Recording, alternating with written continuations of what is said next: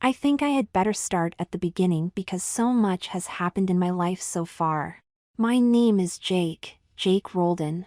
My parents were Alec and Joan Roldan. You might have heard of them. Well, my mum anyway. She was a top model and used to travel all over the world with my father. I was too young to accompany them, so I was left in the care of my two aunts, Auntie Gladys and Auntie Kimmy. One had never married, and the other was married for 4 months, and then divorced her husband. I did not know why. But they were very happy sharing this very large house of theirs in its own grounds. To put it into their own words, men need too much taking care of, and they're too bothersome. I was a boy, but they loved me to bits. They could never understand why my parents had me, only to leave me alone when they went off, which I must say was quite a lot. But my aunties would say to me, "You are so special to us, Jakey, I wish you were ours." Sometimes I wished it as well. They got their wish through a very tragic air crash. They were going to a shoot in Alabama flying from Mexico City when their private plane developed engine trouble over the Gulf of Mexico. It went down very quickly, I was told. There were no survivors. Did my wish really come true? I often thought about that for quite a few years. It would just pop into my mind. Sometimes I would cry, but most times I would just blank what I had thought out of my head. I was 11 when it all happened. I was sad, but I knew my aunties more than my parents, so the blow wasn't so hard for me to overcome, as sad as that sounds. I was upset, but I still had my aunties. Then a major problem arose, since I had no living relatives. Because both my aunties were not blood relatives, I was put into the local care system, that was the local orphanage. I found it a really horrible experience. Because I was so small for my age, I was always bullied, not only by the boys but the girls as well. I seemed never to fit into any group anywhere. I was there almost a year and a half before my aunties were able to adopt me. It was so complicated with forms, inspections, even background checks. They wrote me letters every week. I replied when I could, which to be very honest was not very often. I would make up excuses not to write because I used to get so upset trying to tell them how I hated it here and hated the people. But when it finally happened, it was so wonderful to go back to the house I knew so well. But things had changed. I was of course now older, 12 and a half, in fact nearly 13. They took me the next day to their house. I don't think they said more than a dozen words to me in the car. They were really pleased to have me, but I caught them on more than one occasion looking at me very intently. I was so excited I tried to ask so many questions, only to be met with the response, "Be quiet, sit still, and sit up straight." I started to think out of the frying pan into the fire. It made me wonder what had happened in the last year or so. We went through the pair of old iron gates that I remembered so well, and up the long drive to the main doors. I suddenly realized that this was now going to be my new permanent home. I was so excited. We got out of the car and my aunts proceeded to the front door. It was opened by a young maid who curtsied and said, "Welcome home, ma'am, and welcome home, sir." Grinning, I said, "Thank you, Mississippi." Auntie Kimmy replied, "That is Rose, our maid. You can call her Miss Rose." "So," I replied, "Thank you, Miss Rose." She just smiled. We went into the hall. All the luggage I had was one small suitcase, as I had outgrown everything else. But even now at nearly 13, I was still small and slim for my age, which I found sometimes embarrassing, especially when the girls my age were taller than me. Aunt Gladys looked to Rose the maid and said, "Rose, take the boy upstairs to the top room, as this will be his bedroom for the time being." Rose replied, "Yes, Mississippi," and off we went. Me following Miss Rose and trying to keep up with her. My bedroom must have been about 3 stories high, or so it seemed to me then, but was quite large, bigger than I had ever seen, and it was all painted in a fawn color with matching furniture. I felt as if I was in a palace after the orphanage. After I put my suitcase down, Rose said to me, "Dinner is in an hour, so go and have a nice bath and put your best clothes on, as the ladies like to dress for dinner. If you want anything, just press the bell." I thanked her again. So, after a really nice smelly bath, I put my best clothes on. Well, I thought they were my best clothes anyway. Then on the hour, I heard a gong banging, so I presumed that was the sign for dinner. I was famished, Not having eaten since breakfast, I trotted down the long staircase and went into the dining room where both my aunts were seated. They both just looked at me as if in disgust. First Aunt Kimmy said to me was, "We heard you coming down those stairs as if it was a herd of elephants. And we do not allow elephants in the house. So, go back to your room and try to come down more quietly. Now go and try again." This was my first taste of what was going to be a long 4 years. So, I went up again and came down as quietly as I could. As I arrived back into the dining room, Aunt Gladys said, "That is better, now sit down and you can start dinner." I was famished and started to tuck in, when Aunt Gladys just stopped eating and said to me, "Jake, where are all your manners gone? You're eating just like a man or pig. Didn't they teach you anything at the orphanage?" I could only reply, "No, Aunt Gladys, dinner was just served up, and we ate it." They both gave a great big sigh. Aunt Kimmy replied, "Jake, you have no manners, no decorum, and your clothes look a disgrace. I think you will have to go back. We cannot cope with such a disgraceful, unkempt, rowdy boy." I started to cry, saying, "Please don't send me back. It was horrible there, and I can change, really I can. I do anything you want, but please don't send me back there, Auntie." "I just don't know, Jake. Your auntie and I will have to do a lot of talking about this. You have changed so much since we saw you last. Then you had manners, and you really took pride in yourself, but now? If we decide to let you stay with us, you will have to put up with a lot of changes, some of which you probably won't like, but that will be the price. Do you understand? Now finish your dinner and go up to your room and get ready for bed." Still sobbing, I finished my dinner, eating it very slowly, and then went to my room. As I was getting ready for bed, I undressed. Then I realized that I had left my pajamas under my pillow at the orphanage. What could I do? I couldn't sleep naked in case my aunts came in. So, I carefully and quietly went back downstairs and meekly approached my aunts with embarrassment, telling them that I had forgotten to pick up my pajamas. Did they have an old pair of something I could wear to bed? Aunt Kimmy replied, "No, we have nothing like that, but go and ask Julie if she has an old nightgown you can wear." I replied, "Thank you so much, Aunt Kimmy. I'm so sorry to be so much trouble to you." They both smiled at that. I found Rose in the kitchen, and bashfully explained to her the situation about leaving my pajamas at the orphanage, and what my Aunt Kimmy had said. She giggled and took me to her room, where she produced this long pink frilly nightdress and a pair of matching panties. "This is the oldest one I have, but you must wear the panties with it. I don't want any stains on it as well." I blushed. "Well, off you go, little Mississippi." She was still giggling as I left. And I was still as red as a beetroot.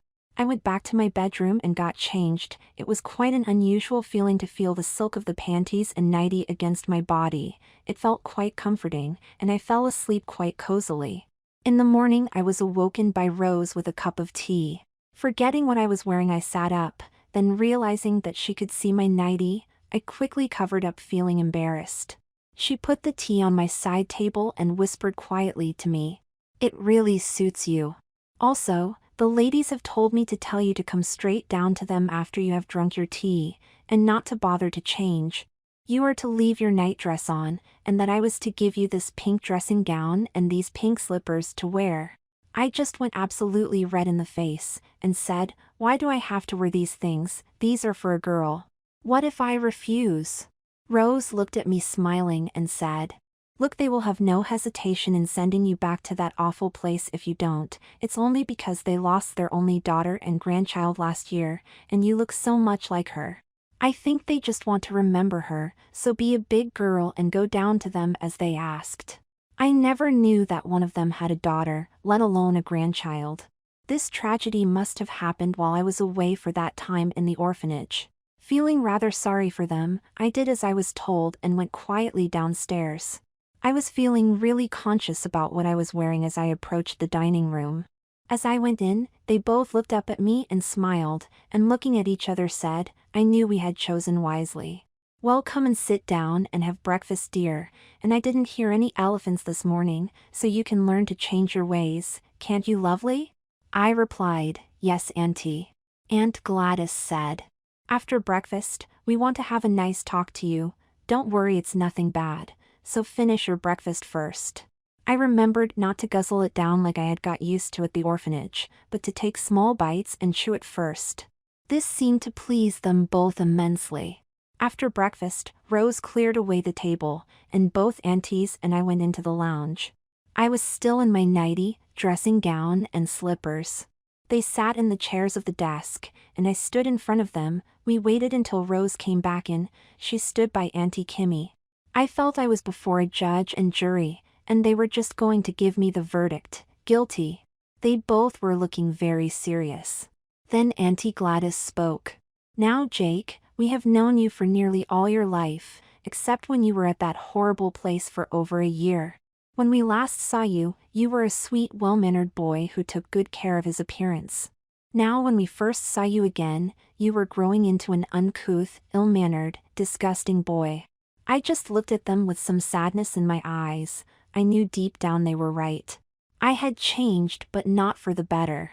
I went to apologize to them, but Rose put her fingers on her lips, to say, "Keep quiet and listen." Auntie then carried on, "But we think that you can change into a wonderful person, the one we hoped you might grow up to be. As you may or may not know is that we had a daughter and granddaughter. We loved them both dearly. They were our heirs to this place and our other assets, which will not concern you yet. But both passed away quite suddenly because of a car accident. All this happened while we were trying to get custody and the adoption of you.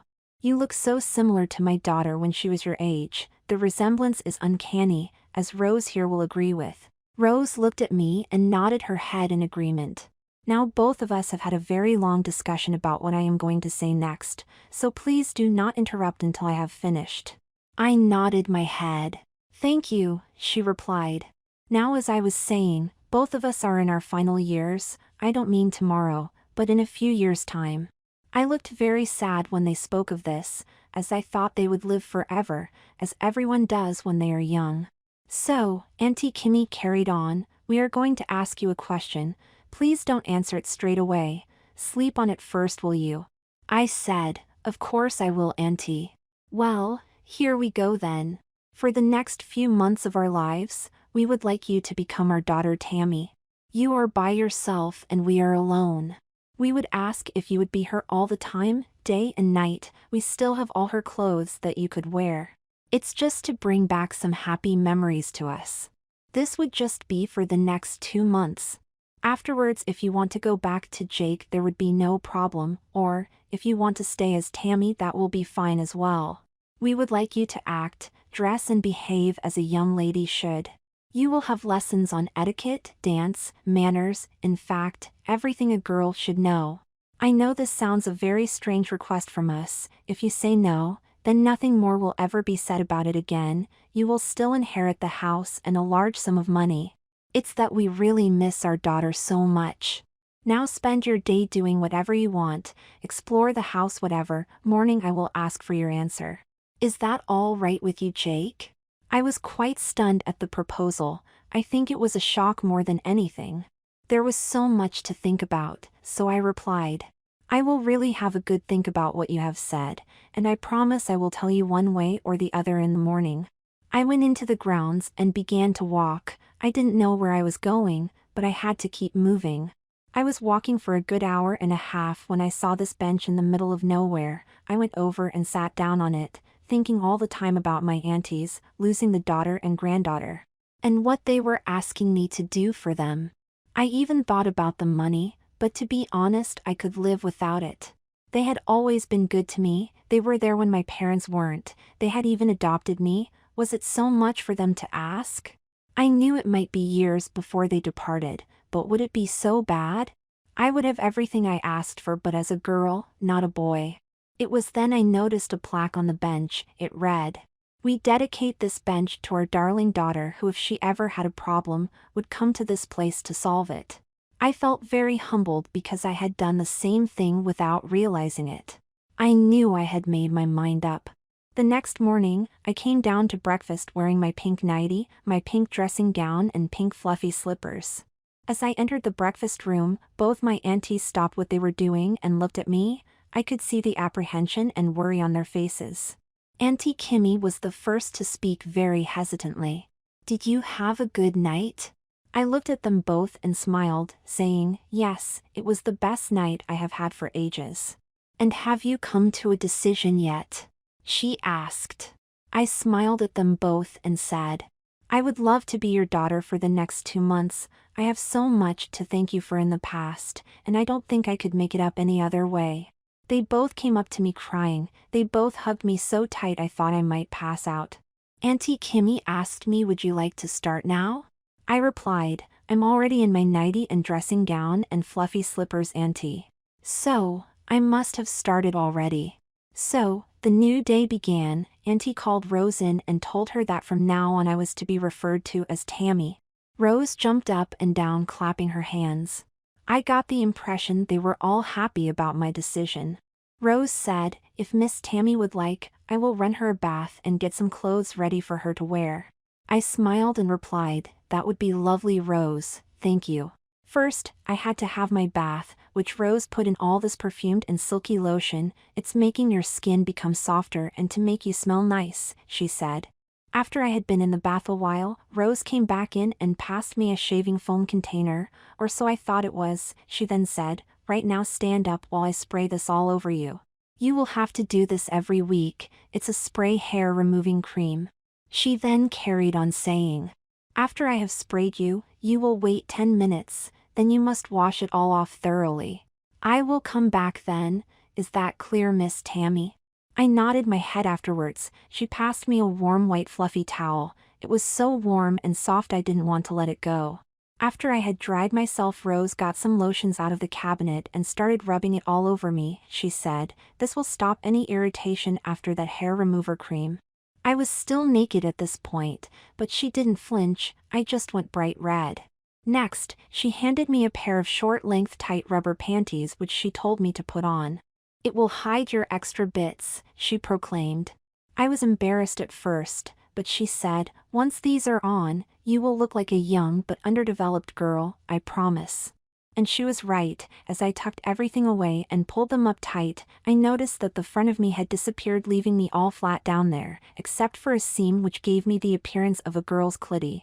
The next thing I noticed was that there was a small slit in the back. I said to Rose, what's this for? She tittered and said, well, if you want to go to the loo, you can't keep pulling everything down every time you want to wee, so this is to let you sit down like all us girls who go to the loo have to. Then she passed me a slightly larger pair of very frilly panties and told me to put them on as well. This will look as if you are just wearing normal panties, she said. I was very relieved to at least be covered up now. We went into my new bedroom, formerly Tammy's, where Rose had laid out on the bed what I was expected to wear. Laid out on the bed was a camisole, a black lace-up boned corset with B-cups and attached suspenders. Rose said, this will give you more of a feminine shape. Next to it was a full-length white silk petticoat, some sheer stockings and a blue long dress which was buttoned at the back, and a pair of small-heeled shoes. Rose said, it's a bit old-fashioned, but it will help you to feel and act more feminine. I looked at it all and then, with a shy smile on my face, I said to Rose, could I please have some help in dressing, as I have no idea where everything goes? She tittered again and said, you will soon get used to it all, and I know you will look darling in it. I went red. First, I had to put on the camisole, slipping it over my head. She then got the corset and put it around me, saying, you will get used to wearing this quite quickly. It might seem tight the first time, but you will soon get used to it. Then every day I will pull it a little tighter until you have the desired waist they ladies want. Rose clipped me into the corsets in the front, then began pulling the laces tighter and tighter. I thought I was going to be cut in two. When I said this to Rose, she just tittered again, saying, I haven't even started to pull them tight yet. I can still draw your waist in another 2 inches at least. At last, she had finished trying to cut me in two. Rose then wrapped the laces around my waist, tying them off in a bow at the back. I couldn't move. I felt if there was an iron bar strapped to my back, I could not even bend down much. Rose said, now Miss Tammy, sit down and have a short rest before we carry on. I managed to squeak out, thank you, Rose. As I sat there, I noticed that the extra flesh that had been pushed away from my waist was now pushed up to the top, giving me a small but a reasonable pair of breasts. After a few minutes, Rose said, "Come on now, Miss Tammy, lots more to do yet." I groaned. She giggled. Next came my stockings. Rose rolled the stockings up, then gently slid them up my legs as high as they would go. Then she pulled my suspenders down until they reached my stocking tops and attached them to the suspender clips. The tightness and the boned shape of the corset were giving the impression that I had larger hips and breasts than I really had, as everything was either being pushed up or down, which felt rather strange, but strangely rather nice. I stood up to look in the mirror, just walking across the room, feeling my stockings pull against my suspenders, and the rubbing of my stockings together as I took each step. I felt like nothing on earth I had ever felt before. When I reached the mirror, I nearly collapsed, and I could not believe what I was seeing. It wasn't me anymore, it was a very pretty shapely girl, and make no mistake, it was a girl I was looking at in the reflection. Rose said, "Well, Miss Tammy, what do you think so far?" I ran my hands over my now shapely body, feeling the curves I now possessed, and said, in a very quiet voice, "I absolutely love it." Rose then brought me over a very frilly petticoat which she helped me on with. Next was a 3/4 length light blue back buttoning dress, with a V-shaped neckline. This showed off some of my cleavage the corset gave me. The dress hugged my figure at the top, which made my breasts even more prominent than before, but then the dress flowed out at the bottom. After I had wriggled into it, Rose did the 3 buttons up at the back which pulled the dress even tighter, making it really cling to my figure, showing my curves off to their best. Then my shoes were put on. They were a slightly darker blue than my dress and had a small 2-inch heel and a strap which was fastened around my ankles. After putting them on and standing and walking around the room, Rose said to me, "Miss Tammy, you must learn to take smaller steps. It will make it a lot easier for you." And she was right. I felt a lot steadier. I thought that was it until Rose sat me down in front of the mirror and proceeded to curl my hair with hair tongs, saying to me all the time, "You make such a pretty girl. I hope the ladies approve of you." When she had finished, I had long curly hair finished in ringlets at the side. She said, "Nearly there, now Mississippi." Then she applied a touch of makeup to me, saying, "You have such lovely skin, Miss Tammy. You will never need a lot of makeup at all." Rose applied a little foundation, some setting powder, a touch of eyeshadow and eyeliner, then some lipstick. I then sat there as she painted my nails to match my lipstick. She then produced a pearl necklace and pearl earrings. Rose then brought out a matching pearl bracelet. She finished me off with a touch of perfume on my wrist and behind my ears. When she had finished, Rose asked me what I thought. I went over to the mirror again and stood in front of it. I didn't know what to say or do. I just mumbled, "I love it." Rose was smiling and said, "Please give me a twirl, Miss Tammy." I did. It felt amazing. Even the corset felt a part of me. I felt at home in all of these clothes. It was as if I had missed the boat and had just caught up with it at last. "Okay," Rose said. "Shall we go down and see what your aunts think of you, Miss Tammy?" Rose went in first, curtsied, and said, "Ladies, I would like you to meet Miss Tammy." I walked in as dainty as I could, clasping my hands in front of me, just like a girl. My aunts looked at me, both with a smile on their faces. Then Aunt Kimmy said, "Oh, what a beautiful young lady you are, Tammy. That dress suits you down to the ground. Will you give us a twirl so we can see all of you?" Their faces were gleaming, and I felt so special. My face lit up with joy as my dress spun around, showing off my panties and stocking tops attached to my suspenders. For the next 2 months, I became Tammy, their daughter. They were so happy, and to be honest, so was I. I really loved playing the girl, dressing up, wearing makeup and having my hair done. No, that was a lie. I didn't love playing a girl, I loved being a girl. I loved everything about being a girl, even the corsets.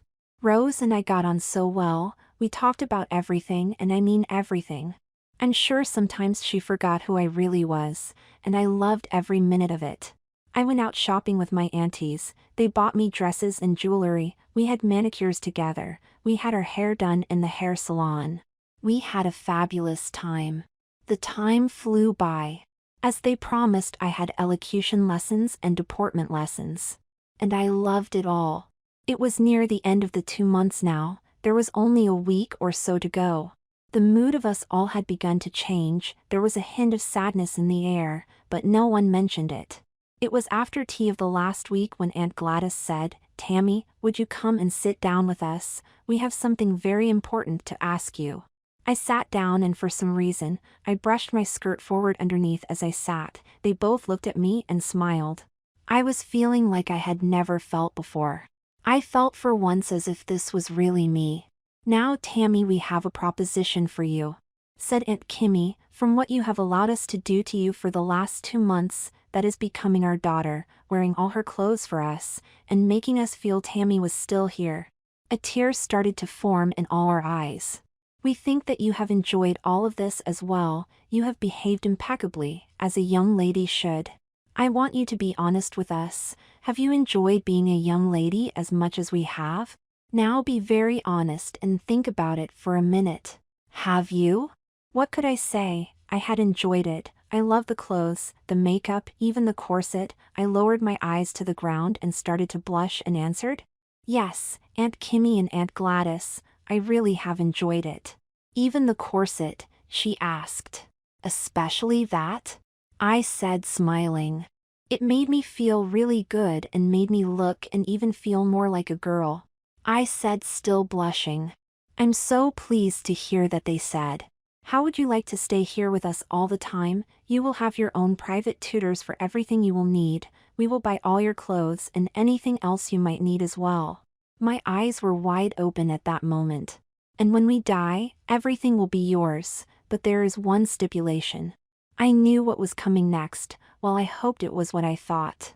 Aunt Kimmy said, "You will remain as Tammy until we go. That means being Tammy all the time, day and night, just like you have been now. Also, Rose will be here for you until she decides to retire. After we have both gone, you can then decide for yourself who you want to be. The choice will be solely yours. Would you like to think about it overnight, Tammy?" Without a moment's hesitation, I replied, "No thank you, I have already made my mind up.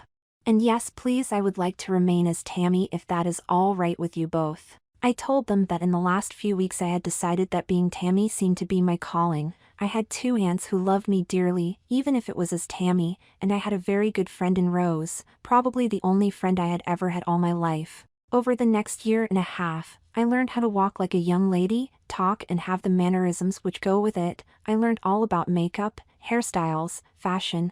I learned how to cook, prepare meals, and even about boys and periods. They suggested that I start marking every 4 weeks on the calendar so that I knew when my periods would be, and to start wearing a sanitary towel on those days. That would help me feel even more like a girl. I learned how to play the piano. The clothes my aunts bought me were beautiful, and I loved showing them off to our visitors when they came. I went to formal and informal parties. I was introduced as their niece Tammy. After 2 years had elapsed, my aunts had been so pleased with me and had fallen in love with Tammy that they asked if I would like to go one step further down the road to becoming a real girl. I asked what they meant. They replied, "You could take hormones to help your body to retain if not improve its shape. But it will be totally up to you." I thought I could see hope in their faces. I looked at them both and said, "To be very honest, I have been thinking all week about asking you if I could stay as Tammy full-time, for as long as you want me to. I don't want to go back to being Jake. To me he no longer exists. So, yes, I would love to start taking the hormone tablets." The look on their faces said it all. They both asked me, "Are you sure?" I replied, "I have never been so sure about anything else in my life." I let out a great big sigh of relief. They were so happy and so was I. What more could a family want? Within 6 months my whole appearance had started to change. My face was getting softer, the sharp points on my face were now rounder, my bust and bum were getting bigger, and my whole appearance was beginning to take the shape of a normal female. I now accepted myself as a normal girl on the inside and the outside.